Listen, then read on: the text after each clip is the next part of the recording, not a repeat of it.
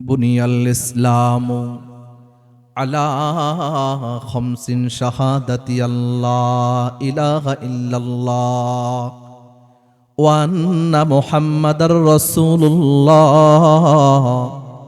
ওয়া ইকামিস সালাহ ওয়া ইতাইজ যাকাত ওয়াল হজ্জ ওয়া সাওমি রমাযান। এই হাদিসের মধ্যে ইসলামের মূল বুনিয়াদ হলো, ভিত্তি হলো পাঁচটি।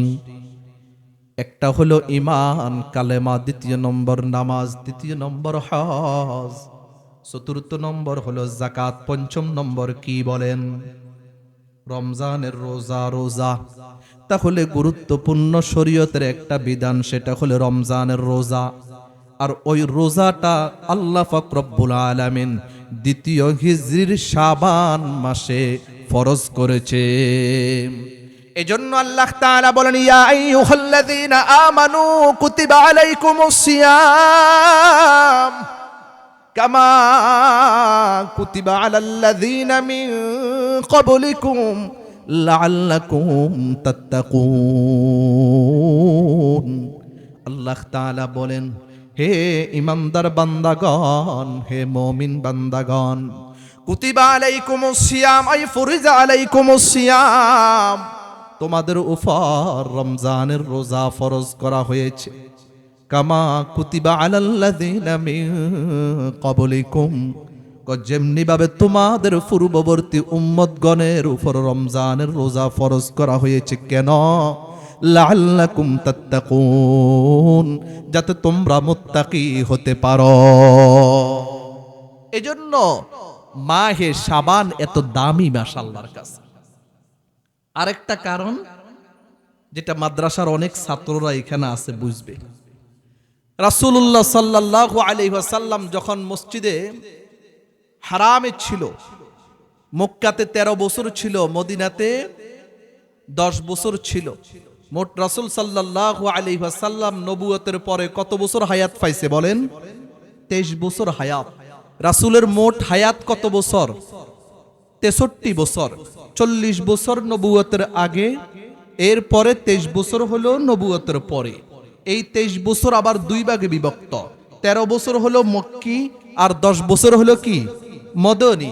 তাহলে টোটালি রাসূলুল্লাহ সাল্লাল্লাহু আলাইহি ওয়াসাল্লাম মক্কাতে 53 বছর ছিল। কত বছর? 53 বছর।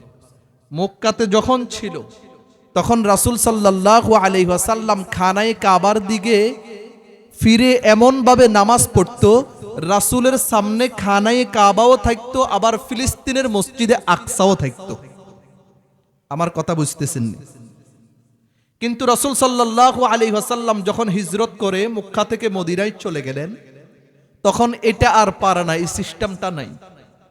যেহেতু মসজিদে নববীর উত্তর দিকে হলো খানায়ে কাবা, মসজিদে নববীর দক্ষিণ দিকে হলো ফিলিস্তিনের মসজিদে আকসা। আল্লাহ তাআলার হুকুম হলো মসজিদে আকসার দিকে পীরে নামাজ পড়া। খানায়ে কাবা কোনটা বলেন? মসজিদে আকসার দিকে পীরে নামাজ পড়া। রাসূল সাল্লাল্লাহু আলাইহি ওয়াসাল্লাম 16 মাস পর্যন্ত মসজিদে আকসার দিকে পীরে নামাজ পড়ে, পীরে নামাজ পড়তেছে আর শুধু আকাশের দিকে তাকাচ্ছে। রাসূল সাল্লাল্লাহু আলাইহি ওয়াসাল্লামের দিলই ভাবে রাসূল চাই যে রাসূলের খানাটা, রাসূলের কিবলাটা মসজিদে হারাম হোক। এটা রাসূলের দিলের কি তামান্না। মসজিদ আকসার দিকে নামাজ পড়ে ঠিক আছে পীরে পীরে, কিন্তু মন মানে না। আল্লাহর হুকুম পালনও করতে হবে। মনে চাই আমার আমার কিবলাটা কি হয়ে যাক? খানায়ে কাবা হয়ে যাক। এজন্য 16 মাস পরে আল্লাহ পাক রব্বুল আলামিন সূরাত বাকারার 144 নম্বর আয়াত কারীমার মধ্যে আল্লাহ তাআলা বলেন, قد نرى تقلب وجهك في السماء فلنولينك قبلة ترضاها।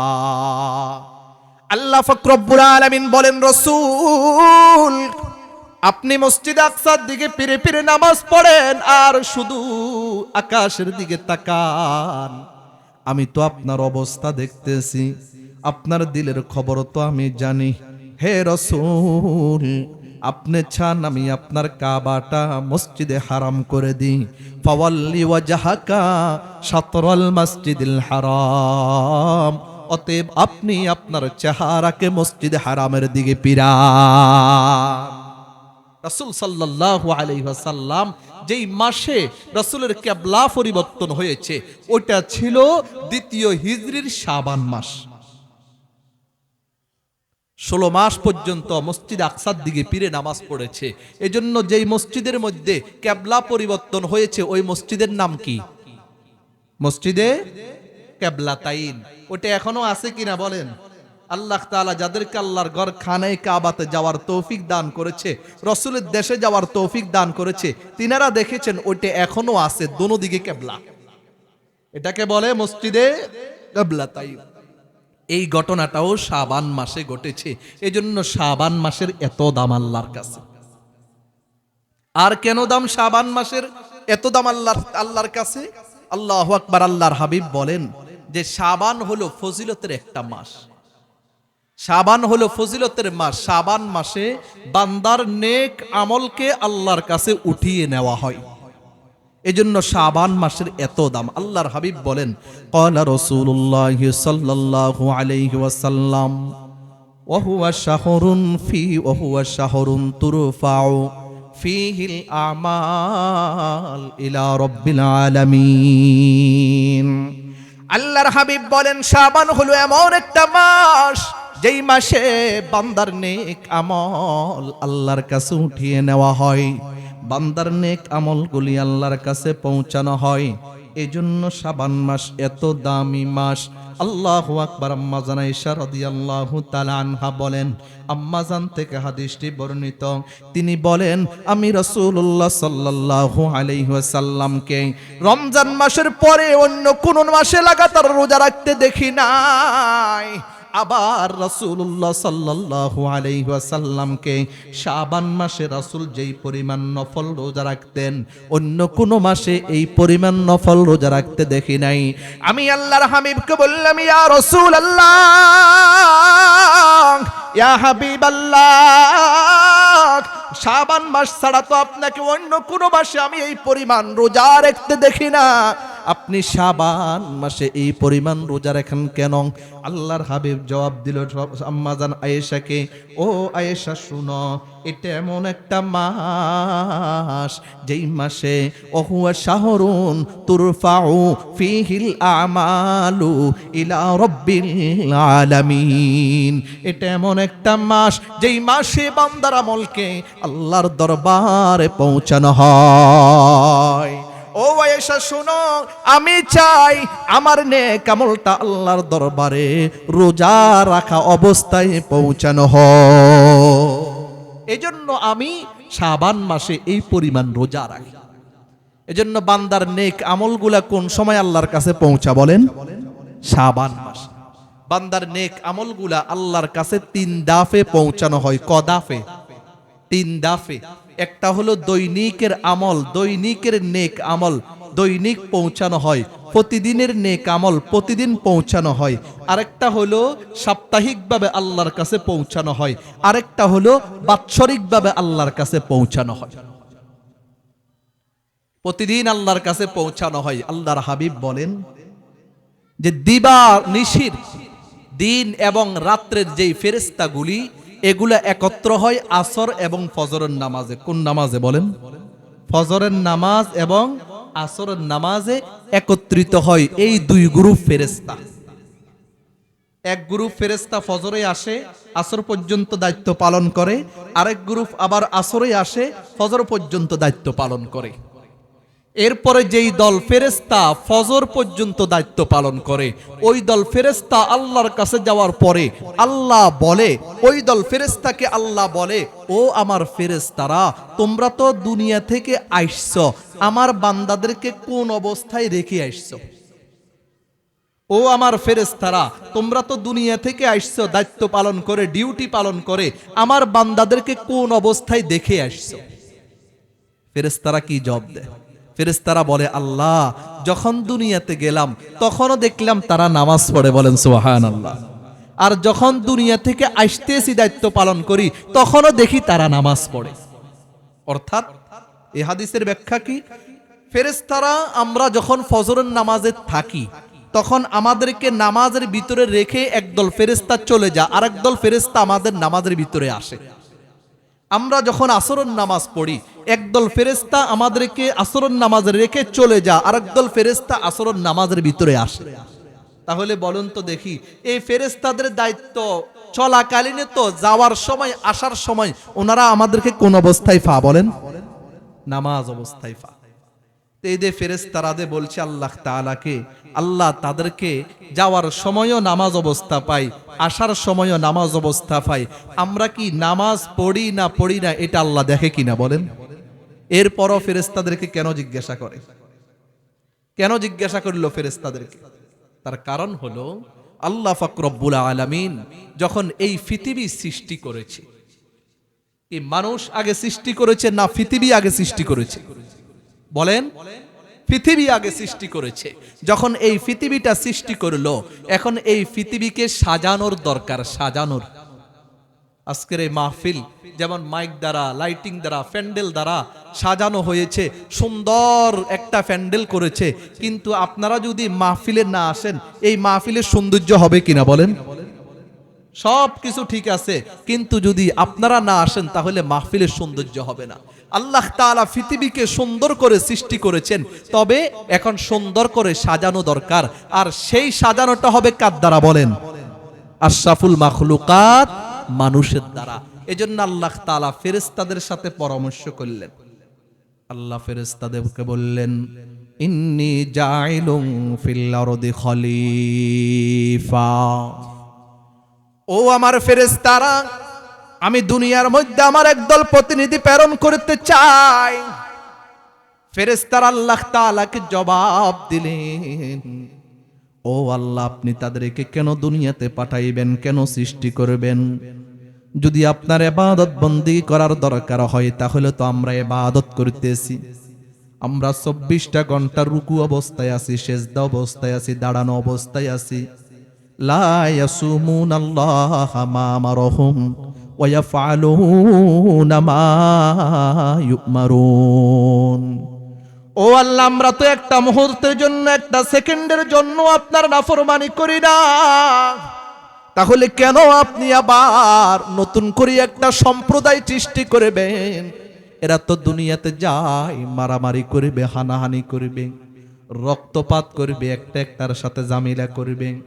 আল্লাহ তাআলা ফেরেশতাদেরকে বলল, ইন্নী আ'লামু মা লা তা'লামুন। ও আমার ফেরেশতারা, আমি যা জানি তোমরা তা জানো না। আমি কেন সৃষ্টি করব সেটা তো আমি ভালো করে জানি। এজন্য পৃথিবীর সর্বপ্রথম মানুষ, পৃথিবীর সর্বপ্রথম আলেম, পৃথিবীর সর্বপ্রথম নবী আদম আলাইহিস সালামকে আল্লাহ সৃষ্টি করলেন। একদিক দিয়ে মাটির তৈরি মানুষ আদম শুধু একজন, আরেক দিক দিয়ে নূরের তৈরি ফেরেশতারা লক্ষ লক্ষ কোটি কোটি ফেরেশতারা। ফেরেশতা কি কম নেই বলেন? ফেরেশতার সংখ্যা কেমন? আমাদের এই খানায়ে কাবা, আমাদের এই খানায়ে কাবা বরাবর একেবারে সপ্তম আকাশে ফেরেশতাদের একটা খানায়ে কাবা আছে, ওটার নাম হলো কি বলেন? বাইতুল মামুর। ওইটা বরাবর একেবারে উপরে হলো আরশে আজিম। অর্থাৎ আরশে আজিম থেকে যদি কেউ একটা পাথর নিচের দিকে ছাড়ে, এটা এসে বাইতুল মামুরের ছাদের উপরে ফুটবে, ওইখান থেকে এসে আমাদের খানায়ে কাবার উপরে ফুটবে। এটা হলো পুরা পৃথিবীর নাবি, পুরা পৃথিবীর মাঝখান। আমাদের বডির নাবি আছে কিনা বলেন? নাবি আমাদের বডির মাঝখানে না?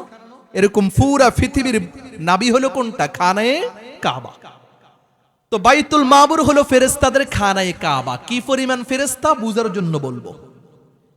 এই বাইতুল মামুর দৈনিক 70,000 ফেরেশতা তওয়াফ করে। কত হাজার? 70,000।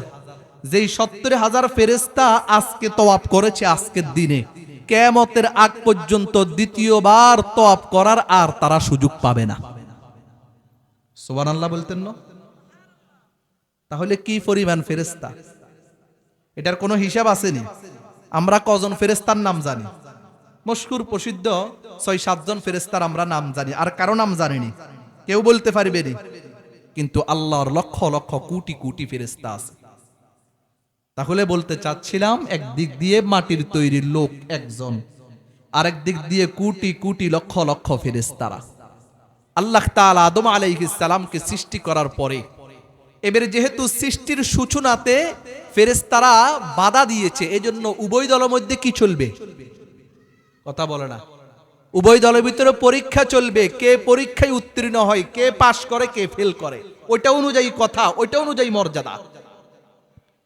এজন্য আল্লাহ পাক রব্বুল আলামিন আল্লাহ তাআলা বলেন, ওয়া আল্লামা আদামাল আসমা কুল্লাহা সুম্মা আরাদাহুম আলাল মালাইকাতি ফাকালা আনবিউনি বিআসমাই হাউলাই ইন কুনতুম সাদিকিন।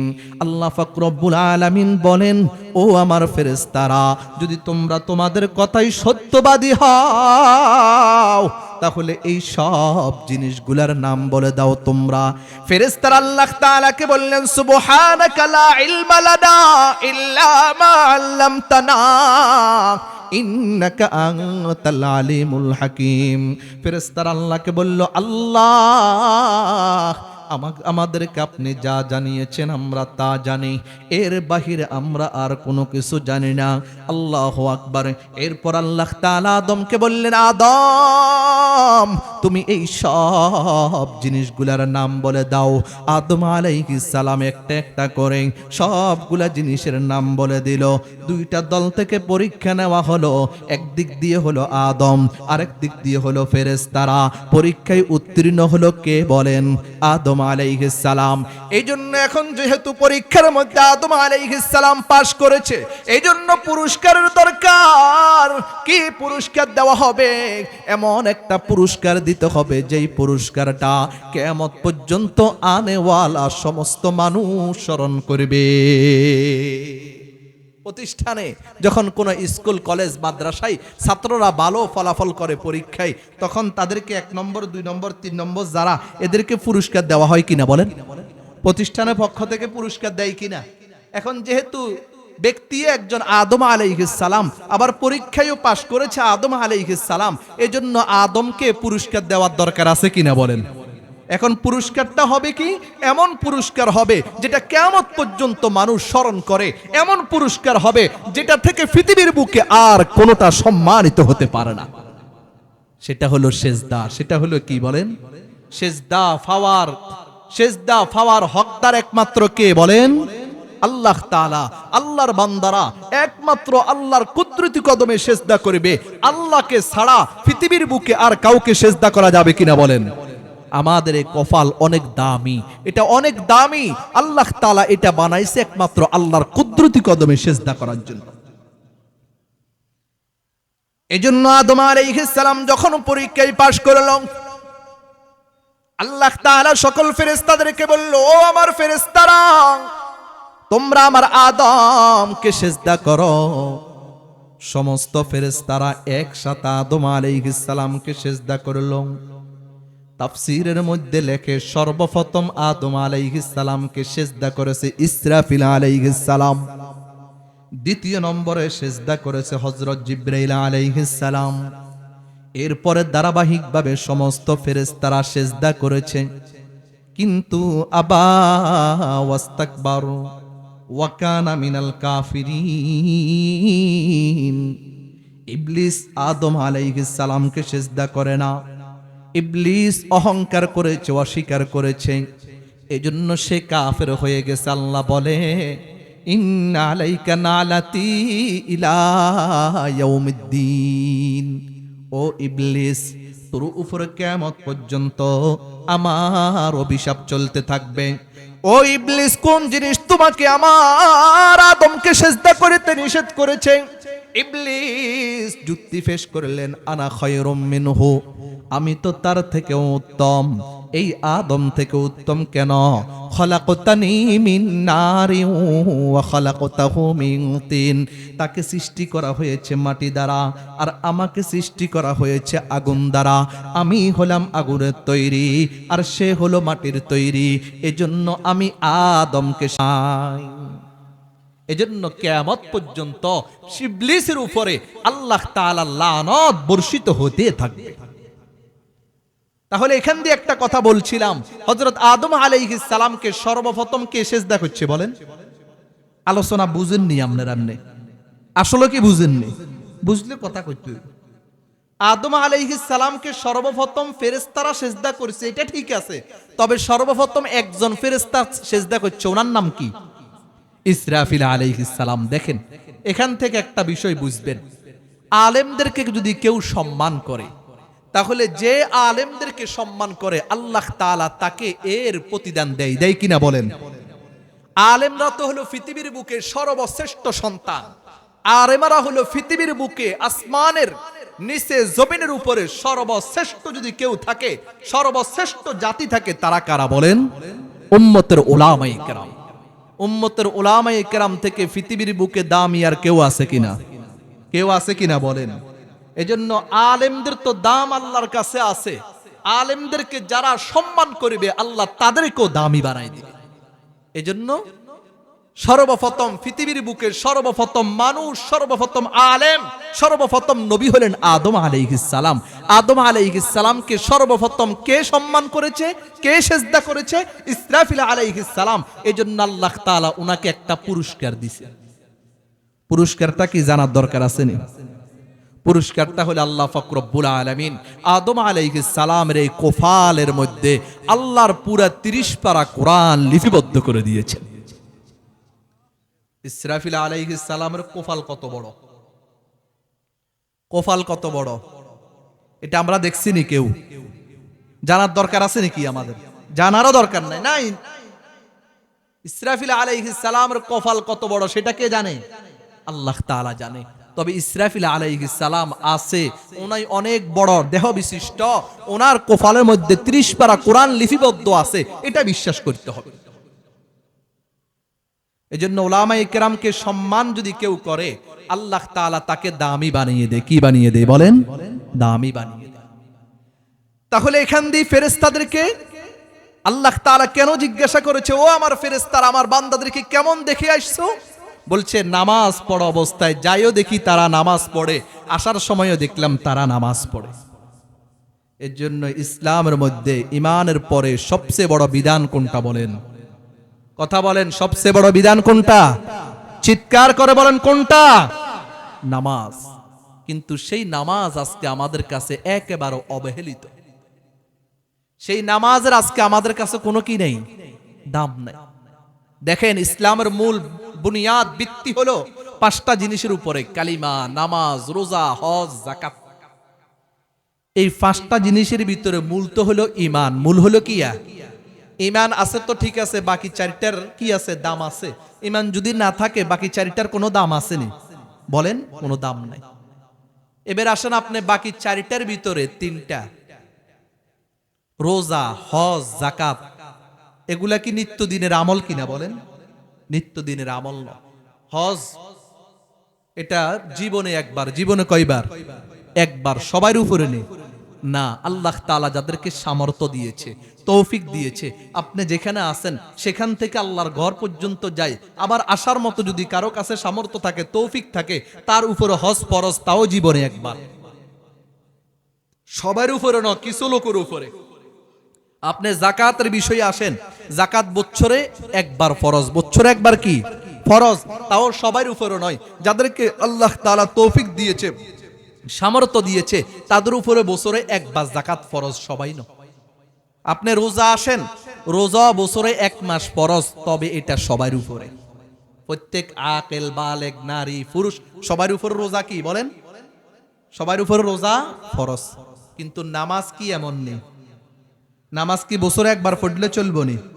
সপ্তাহে একবার পড়লে, সপ্তাহে একবার পড়লে, দিনে 1 ওয়াক্ত পড়লে চলবে নি? নামাজ প্রত্যেক আকেল, বালেগ, নারী, পুরুষের উপরে আল্লাহ তাআলা দৈনিক 5 ওয়াক্ত নামাজ ফরজ করেছে। এটা নামাজ ইসলামের অনেক বড় একটা বিধান। হাদিসে তো এমনও আছে, মুসলমান আর কাফেরের মাঝে পার্থক্য হলো কি বলেন? নামাজ। একটা ইমানদার, একটা মুসলমান নামাজ পড়ে, আর একটা কাফের নামাজ পড়ে না, শেষ, এতটুকু ব্যবধান। এজন্য কোন কোন হাদিসের ভিতরে আছে যে নামাজ পড়ে না সে হলো কাফের। তবে মুহাদ্দিসিনে কেরাম এখানে কাফের অর্থ স্পষ্ট নেই। তাকে ধমকি দেওয়ার জন্য, দমক দেওয়ার জন্য বলেছি। এই জন্য ইনশাল্লাহ আমরা নামাজ পড়বো তো, 5 ওয়াক্ত নামাজ ইনশাল্লাহ আমরা জামাতের সহিত পড়ব। নামাজ পড়লে কি লাভ? পুরা দুনিয়াটাই নামাজের ভিতরে আছে, কিন্তু আমরা বুঝি না। পুরা দুনিয়াটা কিসের ভিতরে আছে, কিন্তু আমরা নামাজ ছাড়া দুনিয়া তালাশ করি।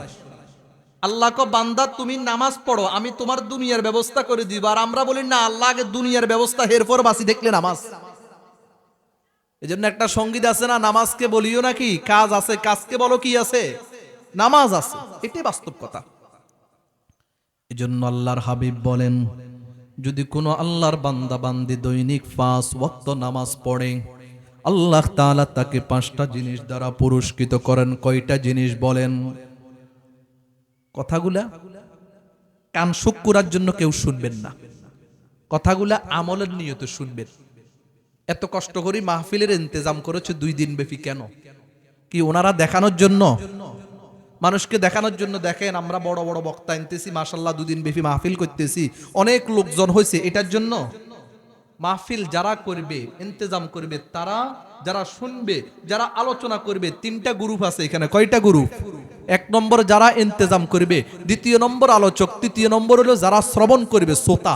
প্রত্যেকের নিয়ত ঠিক করতে হবে, প্রত্যেকের নিয়ত ঠিক করতে হবে। আলোচনা কেন মাহফিল আমি করতেছি, আর বক্তা ঠিক করতে হবে কেন আলোচনা করতেছি, শ্রোতারাও নিয়ত ঠিক করতে হবে কেন শুনতেছি আলোচনা।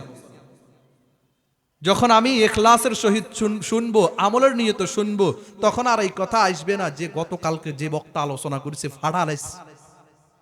ফাড়া লাইছে মোটামুটি, এ আজকে যে বক্তা আলোচনা করো নরম, এত সুবিধা না। এই কথাগুলো তখন আর আসবে কিনা বলেন? আপনার উদ্দেশ্য থাকবে কে বলে কি বলে সেটা দেখার দরকার নাই, কার কথা বলে সেটা দেখার দরকার। আল্লাহ তাআলা আমল করার তৌফিক দান করুন। তাহলে নামাজ পড়লে কয়টা পুরস্কার বলেন? 5টা পুরস্কার।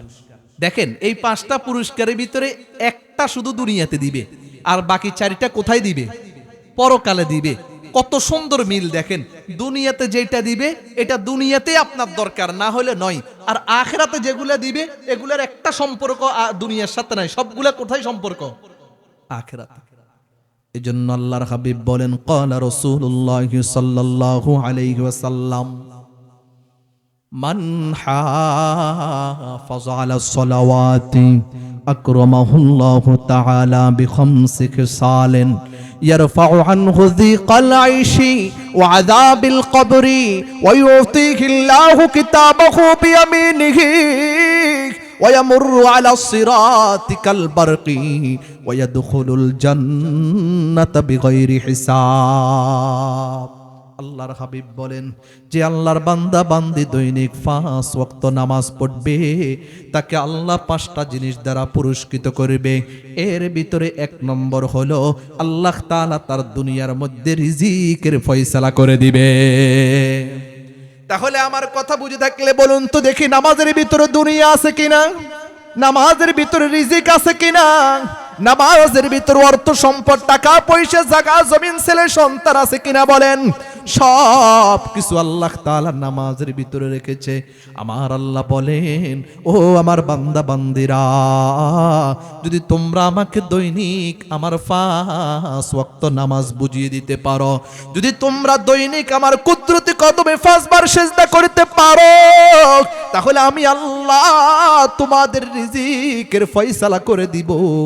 কিন্তু আমরা এর বিপরীত, আমরা আল্লাহর ইবাদত বন্দেগীর দাঁড়াই না, নামাজের আমাদের খবর নাই। ফজরের নামাজের আজান দেয়, আমার ফজরের নামাজের খবর নাই। যোহরের নামাজের খবর নাই। ফজর পরে উঠে আমি মাঠে চলে যাই কাজ করার জন্য, আজান দেয় কিন্তু আমার নামাজের খবর নাই। আমি শুধু কাজ করতেছি। আমার আল্লাহ বলেন, বান্দা না না, তুমি আমার ডিউটি ঠিক মতো করো, তাহলে আমি আল্লাহ তোমার রিজিকের ফয়সালা করে দিব। মুহতারাম, খুব ভালো করে কথাগুলা বুঝবেন। আপনি অনেক কষ্ট করে দুনিয়া কামাই করলেন, নামাজ পড়লেন না, নামাজ আপনি কাজা করলেন, কিন্তু আপনি আজকের পুরাটা দিন চলে গেল। আল্লাহর অনেক বান্দা এখানে আছে হয়তো 1 ওয়াক্ত নামাজ পড়ে না, আল্লাহর অনেক বান্দারা এখানে আছে হয়তো 1 ওয়াক্ত পড়েছে, বাকি 4 ওয়াক্ত পড়ে না। আল্লাহর কোনো বান্দারা এখানে আছে 2 ওয়াক্ত পড়েছে, 3 ওয়াক্ত পড়ে না।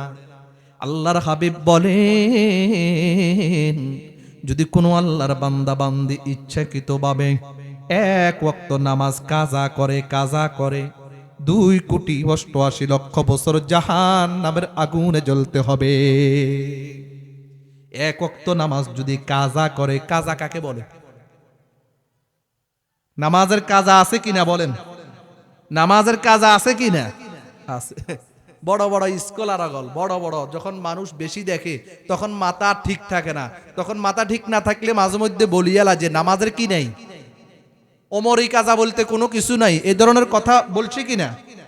বড় বড় কিছু স্কলার, ইসলামের বড় বড় পণ্ডিত, যদিও নাকি নিজেদেরকে দাবি করে, ইসলামের ন্যূনতম জ্ঞান তাদের ভিতরে নাই।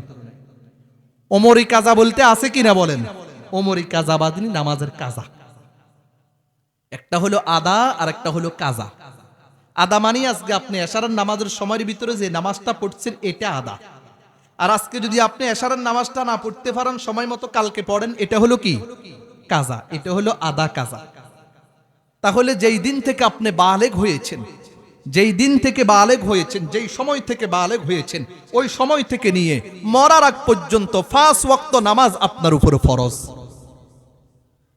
আজকে আপনি এশারের নামাজ পড়ছেন, যেমন এই নামাজটা আপনার উপর ফরজ ছিল, ঠিক তেমনি ভাবে যেই দিন আপনি বালেগ হয়েছেন ওই দিনের এশারের নামাজটাও হুবহু আপনার উপর ওই পরিমাণ ফরজ ছিল। কোনো ব্যবধান আছে কিনা বলেন? কিন্তু আল্লাহর অনেক বান্দারা আছে যাদেরকে আল্লাহ তাআলা কেউ 20 বছর বয়সে নামাজ ধরে, কেউ 30 বছর ধরে, কেউ 40 বছর ধরে। যখন যাকে আল্লাহ তাআলা দ্বীনের বুঝ দেয়, জ্ঞান দেয়, দ্বীনের দিকে দাবিত হয়, তখন যায় নামাজগুলা পড়ে। মোহতারাম, আমি বলছি যে এর আগে আপনার যেই নামাজগুলা কাজা হয়েছে এগুলা কি করবেন? আপনার হায়াতের যে অর্ধেক সময় চলে গেছে নামাজবিহীন, কারো 20 বছর, কারো 30 বছর, কারো 40 বছর নামাজবিহীন চলে গেছে, এই নামাজগুলা কি কাজা লাগবে কিনা বলেন? লাগবে কিনা? লাগবে। যদি আপনি কাজা করেন, 1 ওয়াক্ত নামাজ ইচ্ছাকৃত কাজা করেন, পড়ছেন আপনি, এরপরও 2,88,00,000 বছর জাহান্নামে জ্বলতে হবে। আর কেউ যদি নাই পড়ে তার সাজা কি পরিমাণ হবে? আমার কথা আপনারা বুঝছেন কিনা? কেউ যদি টোটালি নাই পড়ে তার সাজাটা কি পরিমাণ হবে? এজন্য আল্লাহর ওয়াস্তে আজকে থেকে প্রত্যেকে নিজের জীবনের কাজা নামাজগুলো আদায় করবেন। এটার জন্য সহজ সিস্টেম হলো, আজকে থেকে তো দৈনিক 5 ওয়াক্ত নামাজ জামাতের সহিত পড়বেন। 5 ওয়াক্ত নামাজ পড়তে গেলে 5 ওয়াক্ত নামাজ আপনি কাজা করে নেবেন। আল্লাহ, আমি আমার জীবনের সর্বপ্রথম ফজরের 2 রাকাত নামাজ কাজা করতেছি। আল্লাহ, আমি আমার জীবনের সর্বপ্রথম যোহরের 4 রাকাত নামাজ কাজা করেছি। আল্লাহ, আমি আমার জীবনের সর্বপ্রথম আসরের এশারের 4 রাকাত নামাজ কাজা করেছি। এইভাবে কাজা করে নেবেন, তাহলে ইনশাআল্লাহ সহজ হয়ে যাবে। যেই দিন আপনার দিলে সাক্ষী দিবে আমার কাজা নামাজ বলতে আর কোনো কিছু নাই, ওই দিন থেকে আপনার কোনো নামাজ আর নাই। আমল করব তো ইনশাআল্লাহ। তাহলে নামাজ পড়লে 1 নম্বর পুরস্কার কি বলেন? দুনিয়ার মধ্যে আল্লাহ তাআলা রিজিকের ফয়সালা করে দিবে। রিজিকের ফয়সালা করে দিবে, সম্মান সূচকভাবে রিজিকের ফয়সালা করবে। একটা হলো সম্মানের সহিত খাওয়া, আর একটা হলো বেজ্জতির সহিত খাওয়া। দুটোটার মধ্যে ব্যবধান আছে কিনা? আল্লাহ তাআলা তো ইমানদারকেও খাওয়াইবেন, যে বেঈমান তাকেও খাওয়াইবেন। আল্লাহ তাআলা আর রহমান, আল্লাহ তাআলা আর রহিম। রহমান ফিদ দুনিয়া আর রহিম ফিল আখিরা। রহমান গুণের, রহমান সিফতের কারণে আল্লাহ তাআলা দুনিয়াতে সবাইকে খাওয়া, যে ইমানদার তাকেও খাওয়া, যে বেঈমান তাকেও আল্লাহ তাআলা খাওয়া। রহমান সিফতের গুণে, রহমান গুণের কারণে। আর রহিম এটা একমাত্র আখিরাতে চলবে, ওখানে একমাত্র আল্লাহ তাআলা দয়া করবেন যারা ইমানদার তাদের প্রতি, যারা কাফের তাদের প্রতি আল্লাহ তাআলা কি করবে না বলেন? দয়া করবে। এজন্য একটা হলো সম্মানের সহিত খাওয়া, আর একটা হলো বেজ্জতির সহিত খাওয়া। আমি তো এই কথাটা এইভাবে বলি যে আল্লাহর দৈনিক 5 ওয়াক্ত নামাজ পড়ে, পড়ার পরে তার রিজিকের যে ব্যবস্থা হয় এটা সম্মানের সহিত হয়। আর যে নামাজ পড়ে না, রিজিকের ব্যবস্থা হয়, এটা হলো বেজ্জতির সহিত। এটা হলো কি সহিত বলেন? মানে আমি আল্লাহর গোলামি করিলাম না, আল্লাহর কাজ করিলাম না, আল্লাহর ইবাদত করিলাম না, আবার আমি আসি এখানে লোকমা খাইতেছি, নেলা ধরতেছি। একটা শরম তো থাকার দরকার আছে। পরিবারে যখন 5-6 ছেলে হয়, দুই একজন ছেলে কাজ করে, বাকি এলারা যখন কাজ করে না তখন খানার প্লেটের মধ্যে রাখি, মা বাপে কনি তোর শরম লাগে না, লজ্জা লাগে না? তোর ভাই এত কষ্ট করি কাজ করে আর তুই খানা খাইতেছ, নেলা হইতে তোর কাছে শরম লাগে না? এই ধরনের কথা বলে কিনা? ঠিক তেমনি ভাবে যারা বেনামাজি, যারা নামাজ পড়ে না, আল্লাহ এই কথা বলছে, ও আমার বান্দা বান্দিরা, ও আমার বেনামাজি বান্দা বান্দিরা, লজ্জা থাকার দরকার। আমার নামাজ না পড়ে, আমার ইবাদত না করে তুমি যে লোকমা ধরতেছ, নেলা খাইতেছ, তোমার কি শরম লাগে না? এজন্য নামাজ পড়ি খানা খামু নাকি নামাজ না পড়ি খানা খামু? আল্লাহ তাআলা আমল করার তৌফিক দান করুন।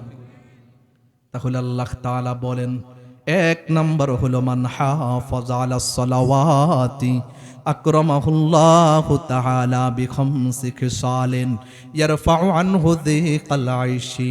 এক নম্বর হলো আল্লাহ তাআলা রিজিকের ফয়সালা করে দিবেন, রিজিকের ব্যবস্থা করে দিবেন দুনিয়াতে। এটা দুনিয়াতে শেষ, এবার হলো পরকালে যেগুলা, এগুলা শুরু।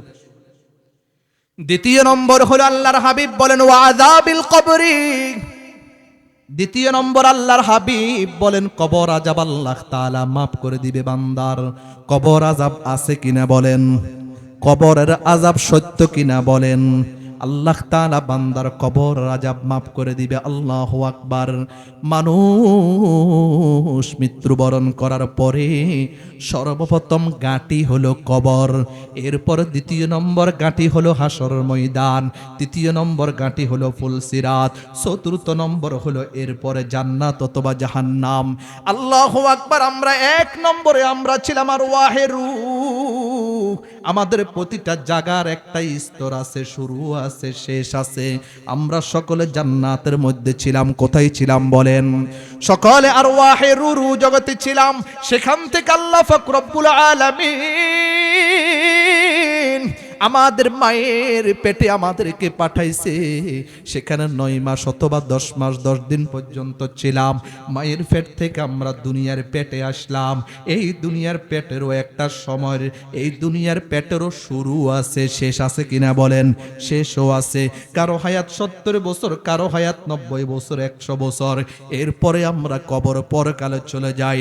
পরকালের প্রথম গাঁটি হলো কবর। ওই কবরের শুরু আছে, শেষ আছে। এরপর হলো হাসর ময়দান। হাসর ময়দানের শুরু আছে, শেষ আছে। এরপর হলো ফারিকুম ফিল জান্নাহ ওয়া ফারিকুম ফিস সাইর। হয়তো তুমি জান্নাতি হবা অথবা তুমি জাহান্নামী হবা। একবার যদি আল্লাহর বান্দা জান্নাতে যায়, শুরু আছে আর শেষ নাই। আর যদি জাহান্নামে যায়, শুরু আছে তাও শেষ নাই। তাহলে দুনিয়ার হায়াতেরও শুরু আছে, শেষ আছে। কবর জগতেরও শুরু আছে, কি আছে বলেন? শেষ আছে। এই কবরের আযাব যে সঠিক, এটার ভিতরে কোনো সন্দেহ আছে কিনা বলেন? এজন্য উসমান গনি রাদিয়াল্লাহু তাআলা আনহু যখন কবরের পাশ দিয়ে যাইতো, এত কান্না করতো, এত কান্না করতো। সাহাবায়ে কেরাম বলল, উসমান আমিরুল মুমিনিন, কবরের পাশ দিয়ে আসলে কেন আপনি এত কান্না করেন? আপনাকে তো অন্য কোথাও এত কান্না করতে দেখি না। যখন আপনি কবরের পাশ দিয়ে আসেন তখন কেন এত কান্না করেন আমিরুল মুমিনিন? আল্লাহু আকবার। ওসমান রাদিয়াল্লাহু তাআলা আনহু বলল, এই কবর হলো পরকালের প্রথম নম্বর গাঁটি। পরকালের প্রথম নম্বর গাঁটি। এই কবর থেকে যে রেহাই পাবে, সে সব জায়গা থেকে রেহাই পেয়ে যাবে। এই কবরের মধ্যে যে আটকা পড়ে যাবে, সে সব জায়গার মধ্যে আটকা পড়ে যাবে। এজন্য আল্লাহর হাবিব বলেন, ক্বালা রাসূলুল্লাহ সাল্লাল্লাহু আলাইহি ওয়াসাল্লাম, আল কবরু ইম্মা রাউযাতুম মিন রিয়াজিল জান্নাহ ওয়া ইম্মা হুফরাতুম মিন হুফারিন নার। আল্লাহর হাবিব বলেন, তোমার এই কবর হয়তো জান্নাতের একটা গর্ত হবে, জান্নাতের বাগিচার মধ্য থেকে একটা বাগিচা কবরটা তোমার হবে, অথবা জাহান্নামের বাগিচার মধ্য থেকে একটা বাগিচা তোমার জন্য হবে।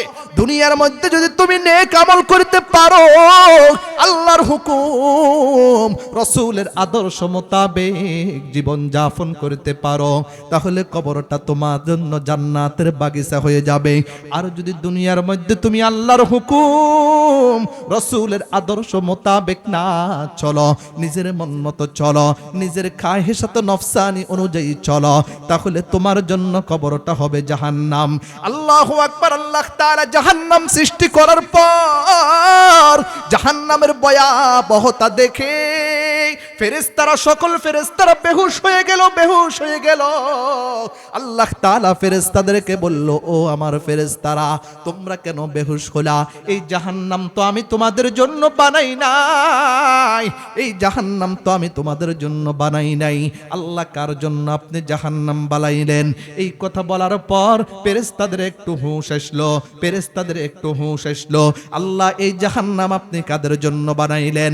আল্লাহ বলেন, ইয়া আইয়ুহাল্লাযীনা আমানু কু আনফুসাকুম ওয়া আহলিকুম নারা ওয়াকুদুহান নাস ওয়াল হিজারা।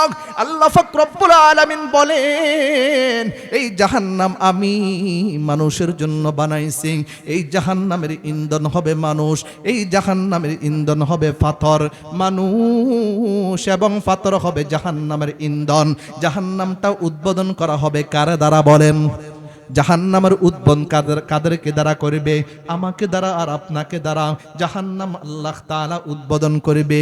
তাহলে জাহান্নামের ইন্ধন হবে মানুষ আর পাথর। ওই পাথরগুলা কি পরিমাণ বড় হবে? কিতাবের মধ্যে লেখে, হাদিসের মধ্যে আসছে, এক একটা পাথর এত বড় হবে। যদি একটা পাথর যদি দুনিয়ার মধ্যে রাখা হয়, তাহলে দুনিয়ার মধ্যে যত জমিন আছে, যতগুলি পাহাড় আছে, সবগুলি নিচের দিকে চলে যাবে। আর ওই জাহান্নামের পাথরগুলার তলে থাকবে জাহান্নামীরা। আল্লাহ তাআলা বলেন, ও আমার বান্দা বান্দিরা, দুনিয়ার মধ্যে তোমরা দুনিয়ার গরম থেকে বাঁচার জন্য কত কিছু করো। যদি কারণ থাকে তোমরা ফ্যানের ব্যবস্থা করো, এসির ব্যবস্থা করো, এয়ার কন্ডিশনের মধ্যে থাকো, একটু গরম না লাগার জন্য, একটু গরম থেকে বাঁচার জন্য। যদি কারণ না থাকে হাত ফাঁকা ব্যবহার করো। কখনো কি তুমি চিন্তা করেছো কবর বাড়ির তোমার কি অবস্থা হবে? অন্ধকার কবর তোমার কি হবে? ওই কবরের মধ্যে যখন গরম লাগবে, কবরকে তুমি ঠান্ডা করার কখনো চিন্তা করেছো কিনা? সেখানে তো তুমি এসি পাবা না, ফ্যান পাইবা না, হাত ফাঁকা পাইবা না। সেই কবরকে তো তুমি এখন থেকে দুনিয়াতে থাকা অবস্থায় তুমি তোমার কবরকে ঠান্ডা করতে হবে। আল্লাহ বলেন, ও আমার বান্দা বান্দিরা, দুনিয়ার মধ্যে ঘরকে তুমি সজ্জিত করার জন্য, আলোক সজ্জা করার জন্য কত কিছু না করো তুমি। লাইটিং এর ব্যবস্থা করো, কত সুন্দর সুন্দর দামি দামি তুমি বাতি ব্যবহার করো। ঘরকে কিভাবে সুন্দর করা যায়, কোন বাতিটা লাগাইলে ঘরটা সুন্দর হবে? কখনো কি তুমি তোমার কবরকে আলোকসজ্জা করার চিন্তা করেছ? আর যখন কবরের মধ্যে রাখা হবে, যখন তোমাকে কবরে রাখবে, তখনও কবরটা আলোকিত। যখন তোমার উপরে বাঁশ দেওয়া হবে, তখনও মোটামুটি কবরটা আলোকিত। আর যখন তোমার উপরে মাটি দিয়ে দেওয়া হবে, কবরের ওই দুইজন লোক যখন তোমার থেকে উঠে যাবে, তখন কবরটা অন্ধকার হয়ে গেল। আর দুনিয়া তো কখনো অন্ধকার কখনো আলো। দুনিয়া এখন রাত্রি, এজন্য অন্ধকার। আবার দিন আসবে, তখন আলো হয়ে যাবে। এই দুনিয়া রাত্রিকালীন আলোকিত করার জন্য লাইটিং এর ব্যবস্থা থাকে, বাতির ব্যবস্থা থাকে। কিন্তু কবর যদি আলোক অন্ধকার হয়, এই কবর আর আলোকিত হবে না। আর এই কবরকে তো তুমি দুনিয়া থেকে আলোকিত করে নিতে হবে।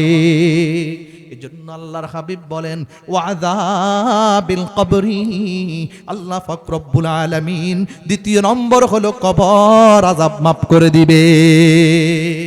আমরা আল্লাহ তাআলার কাছে দোয়া করি, আমাদের যেই সকল মাই মুরব্বীরা কবরে চলে গেছে, আল্লাহ তাআলা সকলের কবরের আযাবগুলি মাফ করে দেন। এজন্য কবরকে আলোকিত করার চেষ্টা করতে হবে কিনা বলেন? আর কবরকে আলোকিত করতে হবে দুনিয়া থেকে নাকি কবরের মধ্যে যাই? কথা বলেন। দুনিয়া হলো ফসল লাগানোর জায়গা, আর আখিরাত হলো ফসল কাটার জায়গা। দুনিয়া হলো কর্ম করার জায়গা, আর আখিরাত হলো কর্ম ফুল ভোগ করার জায়গা। কেউ যদি বলে আমি মৃত্যুবরণ করার পরে শুধু নামাজ আর নামাজ, নামাজ আর নামাজ পড়বো, এটা কি হবে? কোন আল্লাহর বান্দা যদি তখন আল্লাহর কাছে যদি বলে, আল্লাহ আমাকে শুধু 2 রাকাত নামাজ পড়ার জন্য আমাকে সময় দেন, দেওয়া হবে? কথা বলেন। আল্লামা রশিদ আহমদ গঙ্গোহী রহমতুল্লাহি আলাইহি অনেক বড় বুজুর্গ ছিলেন আমাদের আকাবিরদের ভিতরে। ওনাকে একজনে জিজ্ঞাসা করা হলো, হুজুর যদি আপনাকে যদি আল্লাহ তাআলা পরকালে জিজ্ঞাসা করে, ও রশিদ তুমি আমার কাছে কি চাও? তখন রশিদ আহমদ গঙ্গোহী রহমতুল্লাহি আলাইহি বলেন, আমি আল্লাহর কাছে বলবো, আল্লাহ আমাকে 2 রাকাত নামাজ পড়ার সময় দেন। এটার দ্বারা কি বুঝাইলেন? নামাজ অত্যন্ত দাম। নামাজ থেকে পৃথিবীর বুকে আর কোনো কিছু দামি আছে কিনা বলেন? নামাজে পারে একটা মানুষকে একেবারে ভালো করার জন্য। এজন্য তো কোরআনে কারীমের মধ্যে আল্লাহ তাআলা বলেন, ইন্নাস সালাতা তানহা আনিল ফাহশাই ওয়াল মুনকার, নামাজ মানুষকে ফাহেসা অশ্লীল কাজকর্ম থেকে বিরত রাখে। তাহলে 2 নম্বর পরকালের 1 নম্বর হলো ওয়াযাবিল কবরি। আল্লাহ কি করিবে বলেন? কথা বলেন না, কি করিবে? কবর আযাব মাফ করে দিবে আল্লাহ তাআলা। আমাদের সকলের জিনারা চলে গেছে, ওনাদের কবর আযাবগুলি মাফ করে দেন। 2 নম্বর হলো ওয়ায়ুতিহিল্লাহু কিতাবাহু বিয়ামিনিহি। আল্লাহর হাবিব বলেন 2 নম্বর হলো ওই বান্দার আমল নামাটা ডান হাতে দেওয়া হবে। যে দৈনিক 5 ওয়াক্ত নামাজ পড়বে তার আমল নামাটা ডান হাতে দিবে, ডান হাতে। কারো আমল নামা ডান হাতে দিবে, কারো আমল নামা বাম হাতে দিবে। যার আমল নামা ডান হাতে দিবে সে রেহাই পেয়ে যাবে, সে মুক্তি পেয়ে যাবে, সে তার ঠিকানা হলো জান্নাত। আর যার আমল নামা বাম হাতে দিবে তার ঠিকানা হলো কি বলেন? আল্লাহ তাআলা বলেন, ফাআম্মা মান উতিয়া কিতাবাহু বিয়ামিনি ফায়াকুলু হাউম ইকরাউ কিতাবিয়া। আল্লাহ তাআলা বলেন যাদেরকে ডান হাতে আমলনামা দেওয়া হবে তারা বলবে যে আমরা জানি একদিন আমরা হিসাবের সম্মুখীন হতে হবে, আমরা জানি একদিন আমরা হিসাবের কাঠগড়ায় দাঁড়াইতে হবে। এজন্য আমরা দুনিয়ার মধ্যে আল্লাহর বিধান পালন করেছি। ফাআম্মা মান উতিয়া কিতাবাহু বিয়ামিনি ফায়াকুলু হাউম ইকরাউ কিতাবিয়া ইন্নী যানানতু আন্নী মুলাকিন হিসাবিয়া। তাহলে যার আমল নামা ডান হাতে দেওয়া হবে সে রেহাই পেয়ে যাবে, সে জান্নাতি হবে। আর যার আমল নামা বাম হাতে দেওয়া হবে সে জাহান্নামী হয়ে যাবে। আমরা আল্লাহর কাছে দোয়া করি, আল্লাহ তাআলা আমাদের সকলের আমল নামা ডান হাতে নেওয়ার তৌফিক দান করুন। তাহলে 2 নম্বর হলো ওয়ায়ুতিহিল্লাহু কিতাবাহু বিয়ামিনিহি। 2 নম্বর হলো ওয়ায়ামুরু আলাস সিরাতি কাল বারকি। আল্লাহর হাবিব বলেন 3 নম্বর পুরস্কার হলো ফুলসিরাতের ব্রিজ। আল্লাহ তাআলা বিদ্যুতের গতির ন্যায় পার করে দিবে। ফুলসিরাতের ব্রিজটি কেমন? হাদিসের মধ্যে আছে ওই ব্রিজটি হবে চুল থেকে চিকন, খুর থেকে দাঁড়ালো। চুল থেকে চিকন, খুর থেকে দাঁড়ালো। এই ব্রিজের উপর দিয়ে কেউ হেঁটে হেঁটে যাইতে পারবে না। এই ব্রিজের গাড়ি হলো একমাত্র নামাজ। এই ব্রিজের গাড়ি হলো একমাত্র নামাজ। এজন্য আল্লাহর হাবিব বলেন যে আল্লাহর বান্দা বান্দি 5 ওয়াক্ত নামাজ পড়বে তাকে আল্লাহ ফুলসিরাতের ব্রিজটা পার করে দিবে। ফুলসিরাতের ব্রিজ, এ হলো ফুলসিরাতের ব্রিজ, নিচে হলো জাহান্নাম। কেউ যদি ফুলসিরাতের ব্রিজ থেকে পড়ে যায় কোথায় পড়বে? তার ঠিকানা কোথায়? এজন্য আল্লাহর হাবিব বলেন ফুলসিরাতের ব্রিজ পার হওয়ার একমাত্র মাধ্যম কি বলেন? চিৎকার করে বলেন। ফুলসিরাতের ব্রিজ পার হওয়ার একমাত্র মাধ্যম হলো নামাজ। নামাজ, নামাজ একমাত্র পারে ফুলসিরাতের ব্রিজ পার করতে। নামাজ ছাড়া কোনো কিছু পারবে না, কোনো কিছু পারবে না। এই জন্য আল্লাহর হাবিব বলেন 3 নম্বর হলো ওয়ায়ামুরু আলাস সিরাতি কাল বারকি। 4 নম্বর হলো ওয়ায়াদখুলুল জান্নাতা বিগাইরি হিসাব। আল্লাহর হাবিব বলেন 14 নম্বর হলো আল্লাহ তাআলার প্রতিটা বান্দা বান্দীকে বিনা হিসাবে জান্নাত দিয়ে দিবেন। এবার বলুন তো দেখি, কোন আল্লাহর বান্দা বান্দি আল্লাহকে হিসাব দিয়ে জান্নাতে যাইতে পারবে কিনা বলেন? আল্লাহর হাবিব বলেন, ক্বালা রাসূলুল্লাহ সাল্লাল্লাহু আলাইহি ওয়াসাল্লাম, মান হুসিবা উকিবা, যার থেকে হিসাব নেওয়া হবে সে আটকে যাবে, আটকা পড়ে যাবে। আল্লাহর কোন বান্দা নামাজ দিয়ে জান্নাতে যাইতে পারবে না, নামাজের হিসাব দিয়ে জান্নাতে যাইতে পারবে না, নিজের নেক আমলের হিসাব দিয়ে জান্নাতে যাইতে পারবে না। প্রতিটি বান্দাকে আল্লাহ তাআলার বিশেষ রহমত দ্বারা জান্নাত দিবে। এজন্য আল্লাহ বলেন, যদি কেউ নামাজ ওই সাপ্তাহিক দিনটা কোনটা হাদিসের মধ্যে আছে, আল্লাহর হাবিব বলেন প্রতি জুমার রাতে, শুক্রবার রাতে বান্দার নেক আমলগুলা আল্লাহর কাছে পৌঁছানো হয়। এজন্য রাসূলুল্লাহ সাল্লাল্লাহু আলাইহি ওয়াসাল্লাম সাপ্তাহিক দুইটা রোজা রাখতেন, একটা হলো সোমবার আর একটা হলো বৃহস্পতিবার। কেন সোমবার কেন রোজা রাখতেন? আল্লাহর হাবিব বলেন, এই দিন আমি দুনিয়াতে আসছি, এজন্য এই দিন রোজা রাখি। সোমবার কেন রোজা রাখতেন? আল্লাহর হাবিব বলেন, এই দিন আমার উপর ওহী নাজিল হয়েছে, এজন্য আমি এই দিন রোজা রাখি। সোমবার কেন রোজা রাখতেন? আল্লাহর হাবিব বলেন, এই দিন আমার মেরাজ হয়েছে, এজন্য আমি এই দিন রোজা রাখি। আর বৃহস্পতিবারে কেন রোজা রাখেন? আল্লাহর হাবিব বলেন, বান্দার সাপ্তাহিক নেক আমলগুলা বৃহস্পতিবারে আল্লাহর কাছে পৌঁছানো হয়। আমি রাসূল চাই আমার নেক আমলগুলাও যাতে আল্লাহর দরবারে রোজা অবস্থায় পৌঁছে। আরেকটা হলো রাসূলুল্লাহ সাল্লাল্লাহু আলাইহি ওয়াসাল্লাম মাসে 3টা রোজা রাখতেন, যেটাকে বলে আইয়ামে বীজের রোজা। 13, 14, 15। কত বলেন? 13, 14, 15। 13, 14, 15 প্রতি মাসে 3টা রোজা রাখতেন, এটাকে বলে আইয়ামে বীজের রোজা।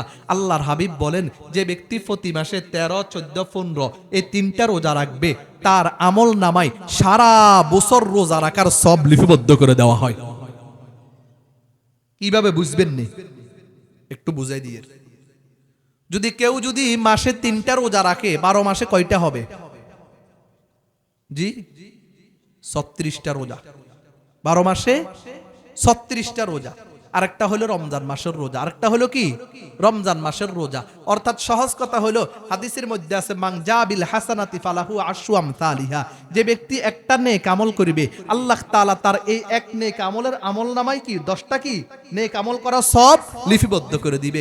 এখন কেউ যদি একটা রোজা রাখে, তার আমলনামায় 10টা রোজা রাখার সব লিপিবদ্ধ করে দিবে। কেউ যদি মাসে 3টা রোজা রাখে, তাহলে 3টা রোজার বিনিময়ে 30টা রোজা রাখার কি করবে? সব লিখবে। এজন্য আল্লাহর হাবিব বলেন, কেউ যদি পুরা বছর এই 3টা রোজা রাখে, প্রতি মাসে এই 3টা রোজা রাখে, আল্লাহ তাআলা তার আমল নামায় সারা বছর রোজা রাখার সব লিপিবদ্ধ করে দেওয়া হয়। এজন্য রাসূল সাল্লাল্লাহু আলাইহি ওয়াসাল্লাম এই রোজাগুলো রাখতেন। এগুলো হলো নফল রোজা, ফরজ ওয়াজিব নয়। নফল রাখলে সব আছে, না রাখলে কি নাই বলেন? গুনাহ নাই। তাহলে বান্দার সাপ্তাহিক আমল আল্লাহর কাছে পৌঁছানো হয় বৃহস্পতিবারে। আর একটা হলো বাৎসরিক নেক আমল আল্লাহর কাছে পৌঁছানো হয়, ওটা হলো কোন মাস? আল্লাহর হাবিব বলেন, ওয়াহুয়া শাহরুন তুরফাউ ফীহিল আমালু ইলা রাব্বিল আলামিন। আল্লাহর হাবিব বলেন, ওটা হলো শাবান মাস। আল্লাহর হাবিব বলেন, এটা একটা এমন একটা মাস যেই মাসে বান্দার নেক আমলগুলি আল্লাহর কাছে পৌঁছানো হয়। তাহলে বান্দার নেক আমল আল্লাহ তাআলার কাছে 3 ধাপে পৌঁছে। একটা হলো প্রতিদিনের নেক আমল, আরেকটা হলো সাপ্তাহিক নেক আমল, আরেকটা হলো বাৎসরিক নেক আমল। তাহলে এই মাসটা দামি হওয়ার কারণ হলো এই মাসে বান্দার নেক আমল আল্লাহর কাছে পৌঁছানো হয়, 1 নম্বর। দ্বিতীয় নম্বর কারণ হলো এই মাস দামি হওয়ার কারণ হলো আল্লাহর হাবিব বলেন, শাবানু শাহরি ওয়া রমাদানু শাহরুল্লাহ। আল্লাহর হাবিব বলেন, শাবান হলো আমার মাস, আর রমজান হলো কার মাস বলেন? আল্লাহর মাস। এই যে রাসূল সাল্লাল্লাহু আলাইহি ওয়াসাল্লাম বললেন, শাবান আমার মাস, আমার মাস।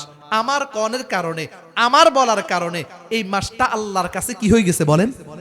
দামি হয়ে গেছে।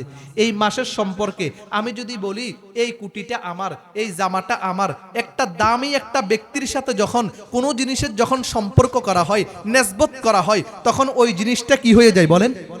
দামি হয়ে যায়। এজন্য তো এই কোরআনে কারিমের জুজদান বেশি দামি নয়, অল্প দামি কাপড় দিয়ে যখন জুজদান সেলাই করা হয় তখন ওই জুজদান পৃথিবীর বুকে যত দামি কাপড় আছে সব দামি কাপড় থেকে জুজদান হলো কি বলেন দামি।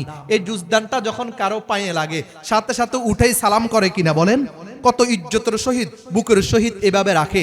এই রেল, কোরআন শরীফের যে রেল আছে এই রেলটা একেবারে সস্তা কাঠের রেল, যদি কারো পায়ে লাগে সালাম করে কিনা বলেন, করো কিনা বলেন।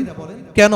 কারণ এই রেল বলেন, এই জুজদান বলেন, এটার সম্পর্ক কার সাথে? কার সাথে? কোরআনের সাথে। এজন্য কোরআনের সাথে সম্পর্ক হওয়ার কারণে কোরআন কার বলেন? কোরআন হলো আল্লাহ তাআলা বলেন ওয়ামান নাস্তাকু মিনাল্লাহি কিলা, আল্লাহ বলেন ওয়ামান নাস্তাকু মিনাল্লাহি হাদিসা, আল্লাহ বলেন আমার কথার চেয়ে আর কার কথা সত্যবাদী হতে পারে? আমার থেকে সত্যবাদী আর কেউ নাই। এই কোরআন হলো আল্লাহর, এজন্য পৃথিবীর বুকে সবচেয়ে দামি হলো কে বলেন? আল্লাহ। এই কোরআন হযরত জিবরাইল আলাইহিস সালামের মাধ্যমে অবতীর্ণ হয়েছে, এজন্য পৃথিবীর বুকে সবচেয়ে দামি হলো জিবরাইল আলাইহিস সালাম। এই কোরআন রাসূলুল্লাহ সাল্লাল্লাহু আলাইহি ওয়াসাল্লামের উপর অবতীর্ণ হয়েছে, এজন্য সকল নবীদের থেকে শ্রেষ্ঠ হলো কে বলেন? আমার নবী। আমার নবী থেকে পৃথিবীর বুকে আর কেউ শ্রেষ্ঠ আছে কিনা বলেন? আর কেউ শ্রেষ্ঠ নাই। এই কোরআনে কারীম মক্কা এবং মদিনাতে অবতীর্ণ হয়েছে, এইজন্য মক্কা মদিনা পৃথিবীর বুকে শ্রেষ্ঠ। এই কোরআনে কারীম রমজান মাসে অবতীর্ণ হয়েছে, এজন্য রমজান মাস আল্লাহর দরবারে শ্রেষ্ঠ। এই কোরআনে কারীম লাইলাতুল কদরের রজনীতে অবতীর্ণ হয়েছে, এজন্য লাইলাতুল কদরের এত দাম, কি পরিমাণ দাম। আমার আল্লাহ বলেন ইন্না আনজালনাহু ফি লাইলাতুল কদর, এই কোরআনে কারীম আমি কদরের রজনীতে নাজিল করেছি। কদর কাকে বলে? ওয়ামা আদরাকা মা লাইলাতুল কদর, রাসূল আপনি কি জানেন কদর কাকে বলে? আল্লাহ এই কথা বলে, আল্লাহ আবার এর জবাব দিয়ে দিলেন লাইলাতুল কদরি খায়রুম মিন আলফি শাহরি। কদরের রজনী তো হলো এমন একটা রজনী, যেই রজনীর আমল, যেই রজনীর ইবাদত আল্লাহর কাছে হাজার মাস থেকে শ্রেষ্ঠ। এত দাম কেন বলেন? কথা বুঝে না, কথা বুঝেন না? এত দাম কেন? কোরআনের সাথে সম্পর্কের কারণে, কোরআনের সাথে সম্পর্কের কারণে। এখন রাসূল সাল্লাল্লাহু আলাইহি ওয়াসাল্লাম যেহেতু বলছে এই মাসটা কার,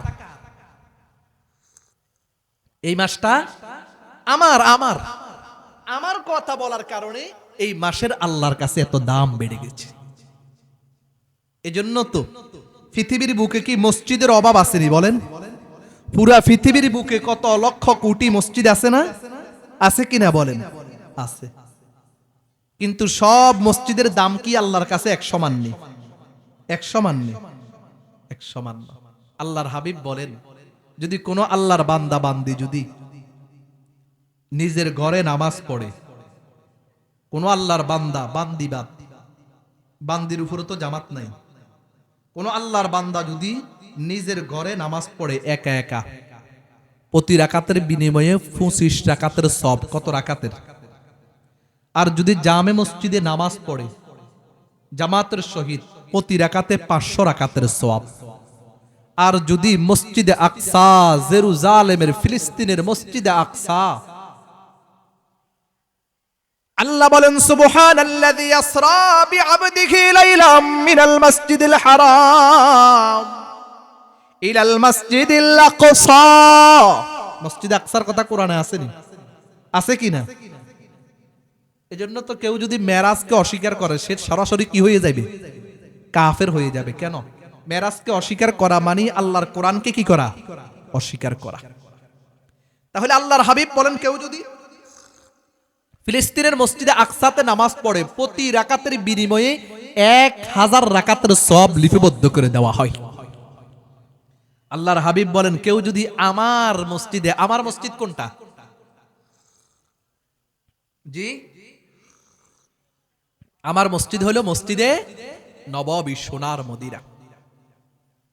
আল্লাহর হাবিব বলেন কেউ যদি আমার মসজিদে নামাজ পড়ে, প্রতি রাকাতের বিনিময়ে 50,000 রাকাতের সওয়াব লিপিবদ্ধ করে দেওয়া হয়। কত হাজার? 50,000। কেন? সম্পর্ক কার লগে? সেখানে রসুল আছে, হায়াতুন নবী সেখানে শায়িত। আল্লাহর হাবিব বলেন, কেউ যদি আল্লাহর ঘর মসজিদে খানায়ে কাবাতে 1 রাকাত নামাজ পড়ে, তার আমল নামায় 1,00,000 রাকাতের সওয়াব লিপিবদ্ধ করে দেওয়া হয়। এজন্য আল্লামা মুফতি মুস্তাকুন নবী কাসিমি সাহেবের একটা মাহফিলে আমি নিজে শুনেছি। হুজুর বলেন, যাদেরকে আল্লাহ তাআলা হজ করার তৌফিক দেয়, হজ করার জন্য যায় অথবা উমরা করার জন্য যায়, তারা প্রতিজন লোকের উচিত হইল টাকা বেশি গেলেও তাদের থাকার হোটেলটা হেরেমের ভিতরে হওয়া, হেরেমের পাশে হওয়া, যাতে করে 5 ওয়াক্ত নামাজ কোথায় আসি পড়তে পারে? হেরেমে পড়তে পারে। কেন? 1 রাকাতের বিনিময়ে কত লক্ষ? দৈনিক 17 রাকাত নামাজের বিনিময়ে কত লক্ষ? 17 রাকাত ফরজ, 3 রাকাত ওয়াজিব, 12 রাকাত সুন্নত। আর যদি নফল পড়ে আর তো কোনো কথাই নাই। আপনি কত বছর, হায়াতের কত বছর যদি নামাজ পড়েন, 1,00,000 রাকাতের সওয়াব হবে। আপনি বলতে পারবেন? আপনার হায়াতের কত বছর যদি আপনি দৈনিক 5 ওয়াক্ত নামাজ এভাবে পড়তে পড়তে পড়তে কত বছর পড়লে 1,00,000 রাকাতের সওয়াব হবে। এজন্য হুজুরের কথা হলো, সেখানে গেলে টাকা বেশি গেলেও যাতে করে 5 ওয়াক্ত নামাজ হেরেমের মধ্যে পড়া যায়। কেন? হেরেমে পড়লে প্রতি রাকাতের বিনিময়ে 1,00,000 রাকাত, এটা পৃথিবীর কোথাও পাওয়া যাবে, কোথাও পাওয়া যাবে কিনা। এজন্য আল্লাহর হাবিব বলেছেন, এই মাসটা আমার সাথে সম্পর্ক করেছেন। এজন্য আমার মসজিদ, আল্লাহর হাবিব বলেন, ক্বালা রাসূলুল্লাহ সাল্লাল্লাহু আলাইহি ওয়াসাল্লাম, মান সাল্লা ফি মসজিদি 40 সালাতান লা তাফুতুহু সালাতুন কুতিবা লাহু বারাআতুম মিনান নার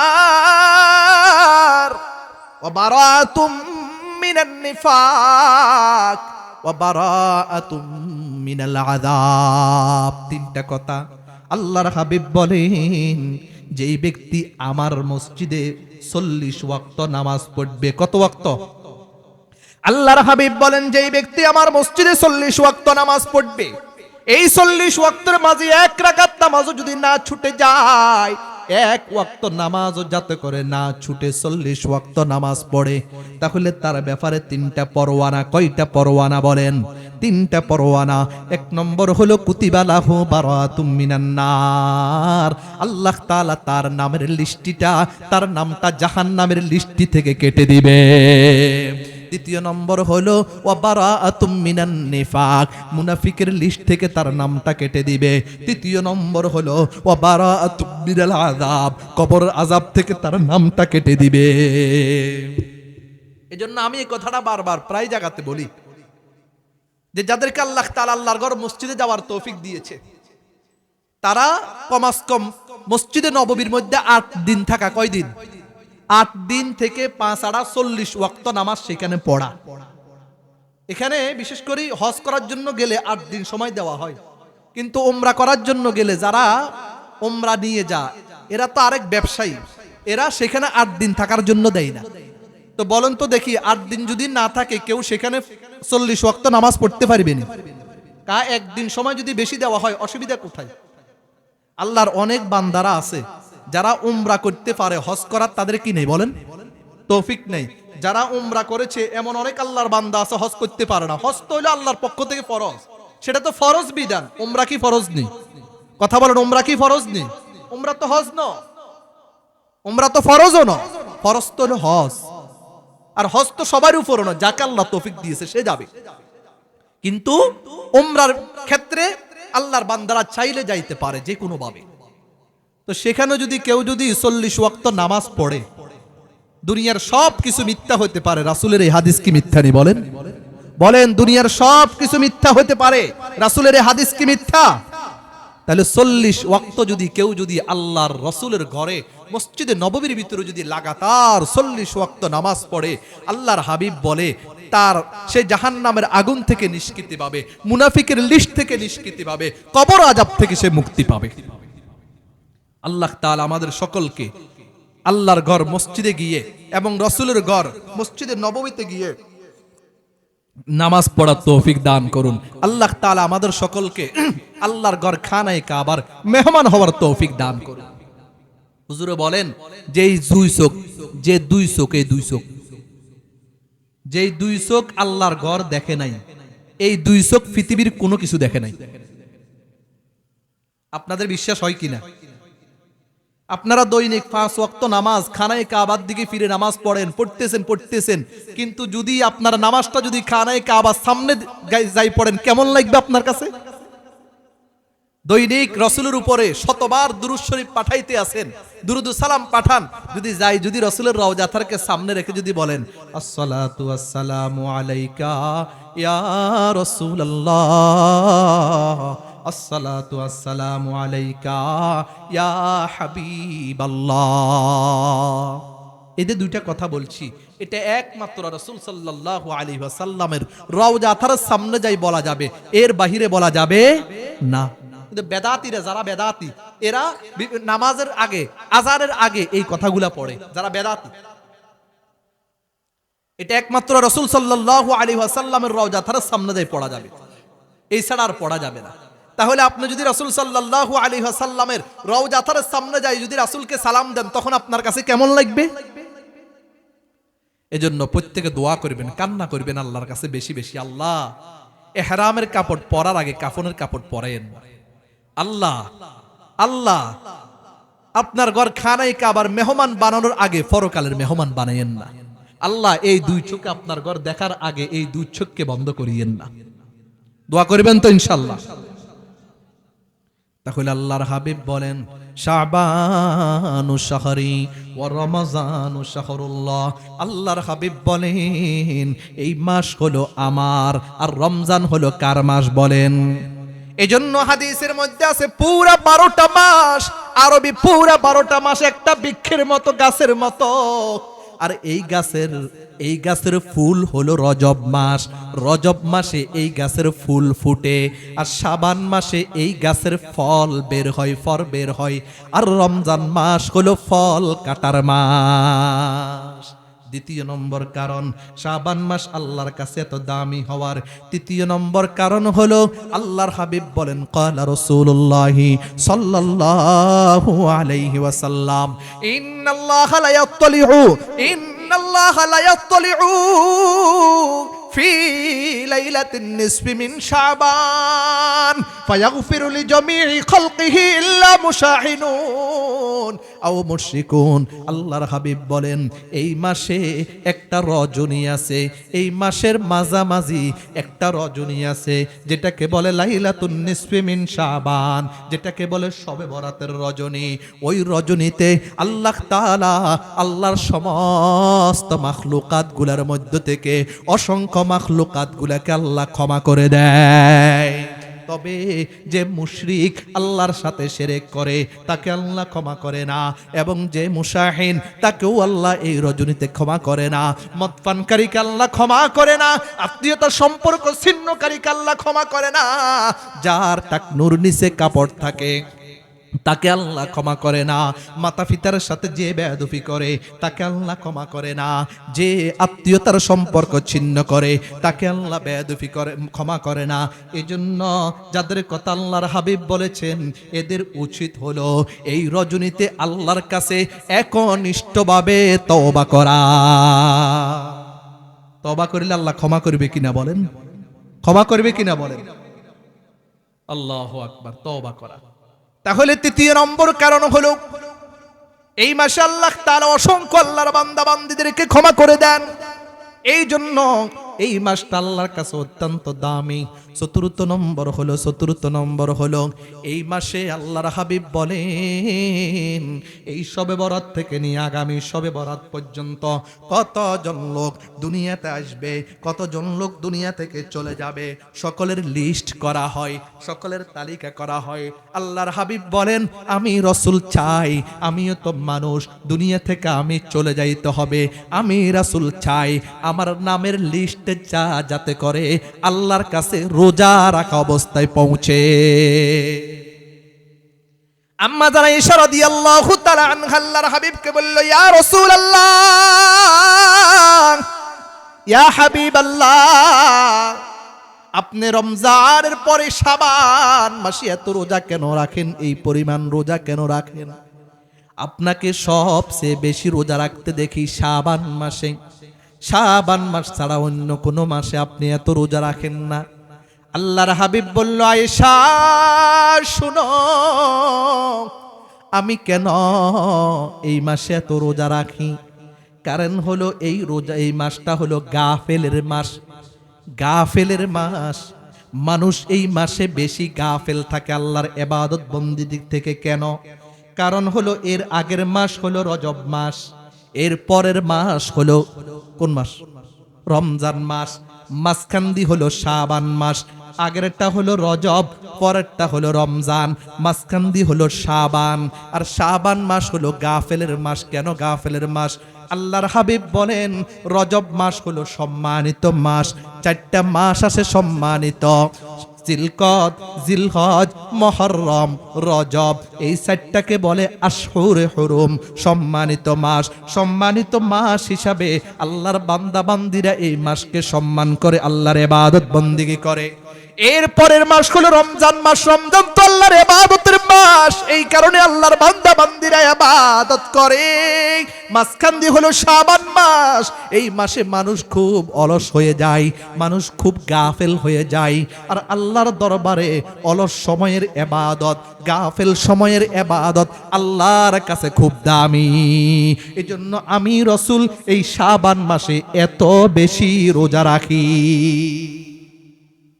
এবার আল্লাহর হাবিব দৃষ্টান্ত দিতে গিয়ে বললেন, দেখো গভীর রজনীতে যখন রাত্রে সবাই ঘুমে থাকে, এটা হলো গাফেলের সময়, এটা হলো অলসতার সময়। এই সময় সমস্ত মানুষগুলা ঘুমের ঘরে বিভোর থাকে। শীতকালে মানুষগুলি কনকন শীতের মধ্যে উঠতে চায় না, লেফের তলে কম্বলের তলে খুব ভালো করে ঘুমায়। কিন্তু এই সময় যদি কোনো আল্লাহর বান্দা উঠে আল্লাহর ইবাদত বন্দেগী করে, ওই ইবাদত বন্দেগী গুলি আল্লাহর কাছে অনেক দামি। এজন্য তো আল্লাহর হাবিব বলেন, ক্বালা রাসূলুল্লাহি সাল্লাল্লাহু আলাইহি ওয়াসাল্লাম, ইয়া আইয়ুহান নাস আফশুস সালাম ওয়া তুইমুত তুআম ওয়াসিলুল আরহাম ওয়া সাল্লু বিল লাইলি ওয়ান নাস নিয়ামু তাদখুলুল জান্নাতা বিসালাম। আল্লাহর হাবিব বলেন, হে মানুষ সকল, তোমরা বেশি বেশি সালামের প্রসার করো। একে অপরকে দেখলে সালাম দাও, একে অপরকে দেখলে সালাম দাও। সালাম পাওয়ার জন্য অপেক্ষা করিও না, তুমি সালাম আগে দাও। আল্লাহর হাবিব বলেন, আল বাদিউ বিসসালামি বারিউম মিনাল কিবরি, যে আগে সালাম দেয় সে অহংকার থেকে মুক্ত। একথা বুঝতে হবে, এই লোকটা আগে সালাম দেওয়ার অর্থ হলো তার ভিতরে অহংকার নাই। এজন্য আল্লাহর হাবিব বলেন, আফশুস সালাম, তোমরা বেশি বেশি সালামের প্রসার করো। দ্বিতীয় নম্বর হলো ওয়া তুইমুত তুআম, গরিবদেরকে খাবারের ব্যবস্থা করো।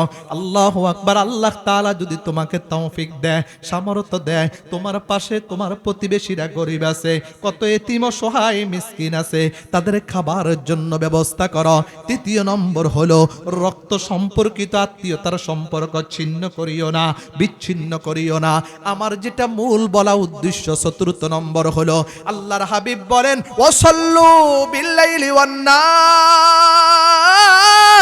নিয়ামু তাদখুলুল জান্নাতা বিসালাম। আল্লাহর হাবিব বলেন, যখন সমস্ত মানুষগুলি ঘুমের ঘরে বিভোর, তখন তুমি উঠো, তাহাজ্জুদ নামাজ পড়ো, 2-4 রাকাত নামাজ পড়ো, আর এই নামাজের বিনিময়ে তুমি নিরাপদে জান্নাতে চলে যাও। আল্লাহর হাবিব বলেন, ক্বালা রাসূলুল্লাহি সাল্লাল্লাহু আলাইহি ওয়াসাল্লাম, আফযালুস সালাতি বাদাল ফারিযাতি সালাতুল লাইল। আল্লাহর হাবিব বলেন, ফরজ নামাজের পরে শ্রেষ্ঠ নামাজ হলো, ফরজ নামাজের পরে শ্রেষ্ঠ নামাজ হলো রাত্রিকালীন নামাজ। কোন নামাজ বলেন? রাত্রিকালীন নামাজ। আর রাত্রিকালীন যে নামাজটা পড়া হয়, এই সময় বিশেষ করে এশারের নামাজের পর থেকে ফজরের নামাজ পর্যন্ত কতজন আল্লাহর বান্দা ইবাদত করে? আমার কথা বুঝতেছেন নি? ফজরের নামাজের পর থেকে নিয়ে না, এশারের নামাজের পর থেকে নিয়ে ফজরের নামাজ পর্যন্ত কতজন আল্লাহর বান্দা ইবাদত বন্দিগি করে। এই সময় বেশিরভাগ লোকগুলি গাফেল থাকে কিনা বলেন? গাফেল থাকে কিনা? ঘুমের ঘরে বিভোর থাকে। এজন্য আল্লাহর হাবিব বলেন এই সময়টা হলো অলসতার সময়, এই সময়টা হলো গাফেলের সময়। আর এই সময় যে আল্লাহর বান্দা বান্দিরা আল্লাহর ইবাদত করবে, আল্লাহর কাছে এই ইবাদতটা হলো সবচেয়ে দামি ইবাদত। কথা বুঝেন? বুঝছেন না? কষ্ট লাগে নাকি? চলবো নি? কতক্ষণ পর্যন্ত চলবো ইনশাআল্লাহ? আল্লাহ তাআলা আমাদের শোনা বলা শোনা প্রত্যেকটা আমল নিয়তে বলার শোনার তৌফিক দান করুন। আল্লাহ, একটু জিকির করি, লা ইলাহা লা ইলাহা লা ইলাহা লা ইলাহা লা ইলাহা ইল্লাল্লাহু মুহাম্মাদুর রাসূলুল্লাহ। এই রাত, এই মাস আল্লাহর কাছে দামি হওয়ার অনেকগুলি কারণ আছে। তার মধ্যে আরেকটা কারণ খুব প্রসিদ্ধ হাদিস। আরেকটা কারণ হলো কি? আল্লাহর হাবিব বলেন ক্বালা রাসূলুল্লাহ সাল্লাল্লাহু আলাইহি ওয়াসাল্লাম ইযা কানাত লাইলাতুন নিসফি মিন শাবান ফাকুমু লাইলাহা ওয়া সুমু নাহারাহা ফাইন্নাল্লাহা তাআলা ইয়ানজিলু ফীহা বিগুরুবিশ শামসি ইলাস সামাঈদ দুনিয়া ফায়াকুলু আলা মিন মুস্তাগফিরিন ফাগফির লা আলা মিন মুস্তারজিকিন ফারযুকা আলা মিন মুবতালিন ফাউআফিয়া আলা কাযা হাত্তা ইয়াতলু আল ফাজর। আল্লাহর হাবিব বলেন ইযা কানাত লাইলাতুন নিসফি মিন শাবান, যখন শাবানের 14 তারিখ দিবাগত রজনী হয়, ফাকুমু লাইলাহা ওয়া সুমু নাহারাহা, আল্লাহর হাবিব বলেন তখন তোমরা রাতের বেলায় আল্লাহর ইবাদত বন্দেগী করো, রাতের বেলায় তোমরা দণ্ডায়মান হও, রাতের বেলায় তোমরা কোরআনে কারীম তেলাওয়াত করো, রাতের বেলায় তোমরা জিকির আজকার করো, রাতের বেলায় তোমরা নফল নামাজ পড়ো। ওয়াকুমু লাইলাহা ওয়া সুমু নাহারাহা, আর দিনের বেলায় তোমরা রোজা রাখো। বলেন রাতের বেলায় ইবাদত করা, দিনের বেলায় কি রাখা? কেন? ফাইন্নাল্লাহা তাআলা ইয়ানজিলু ফীহা বিগুরুবিশ শামসি ইলাস সামাঈদ দুনিয়া। কারণ হলো কি? এই রজনীর মধ্যে এবং অন্যান্য রজনীর মধ্যে ব্যবধান হলো কি? আল্লাহর হাবিব বলেন এই রজনীতে সূর্য অস্ত যাওয়ার সাথে সাথে আল্লাহ তাআলা দুনিয়ার জমিনের দুনিয়ার আকাশে চলে আসেন, আল্লাহ তাআলা প্রথম আকাশে আসেন। আমার একটা কথা আপনারা খুব ভালো করে বুঝবেন, আল্লাহ তাআলা প্রতিদিন প্রথম আকাশে আসে, একদিনও মিস নাই। তবে শবে বরাত, শবে কদর, এই দুই রজনী আর অন্যান্য রজনীর মধ্যে ব্যবধান কি? শবে বরাত আর শবে কদর, এই দুই রজনীর মধ্যে সূর্য অস্ত যাওয়ার সাথে সাথে আল্লাহ প্রথম আকাশে চলে আসে। এই দুই রজনীর মধ্যে সূর্য ডুবার দেরি, আল্লাহ প্রথম আকাশে আসার কি নেই? দেরি নেই। আল্লাহ আসার অর্থ হলো মানে আল্লাহর রহমত বর্ষণ হইতে থাকে। কথা বুঝছেন? আর অন্যান্য রজনীর মধ্যে রাতের যখন 1/3 চলে যায় তখন যায় আল্লাহর রহমত বর্ষণ হয়। তাহলে ব্যবধান বুঝছেন কিনা? এই রজনীতে পুরা রজনীটাই হলো আল্লাহর রহমত দ্বারা আবৃত, পুরা রজনীটাই হলো আল্লাহর রহমত দ্বারা বেষ্টন। আর অন্যান্য রজনীতে পুরা রজনী রাতের 2 ভাগ চলে গেলে 3য় ভাগে। এজন্য আল্লাহর হাবিব বলেন ফায়াকুলু আলা মিন মুস্তাগফিরিন ফাগফিরা, আল্লাহ বলেন ও আমার বান্দা বান্দিরা তোমরা কারা আমার কাছে চাও। গুনাহগার বান্দা বান্দিরা শয়তানের দোকায় পড়ে গুনাহ করতে করতে নিজের জীবনটা শেষ করে ফেলেছ, নিজের জীবনটা বরবাদ করে ফেলেছ। আল্লাহ বলেন তোমরা আমার রহমত থেকে নৈরাশ হইও না। আল্লাহ বলেন কুল ইয়া ইবাদিয়াল্লাযীনা আসরাফু আলা আনফুসিহিম লা তাকনাতু মির রাহমাতিল্লাহ, আমার রহমত থেকে তোমরা নৈরাশ হইও না। ইন্নাল্লাহা ইয়াগফিরুয যুনুবা জামিআ, আমি বান্দার সমস্ত গুনাহগুলি মাফ করে দিব। এই জন্য আল্লাহ তাআলা বান্দাদেরকে ডেকে ডেকে বলে আলা মিন মুস্তাগফিরিন ফাগফিরলাহ, আমার কোনো বান্দা বান্দি আছো কিনা আমার কাছে নিজেদের জীবনের গুনাহ ক্ষমা চাও, আমি তোমার নিজের জীবনের গুনাহগুলা মাফ করে দিব, ক্ষমা করে দিব। অনেক বড় গুনাহ করেছ, দিনের রজনীতে গুনাহ করেছ, রাত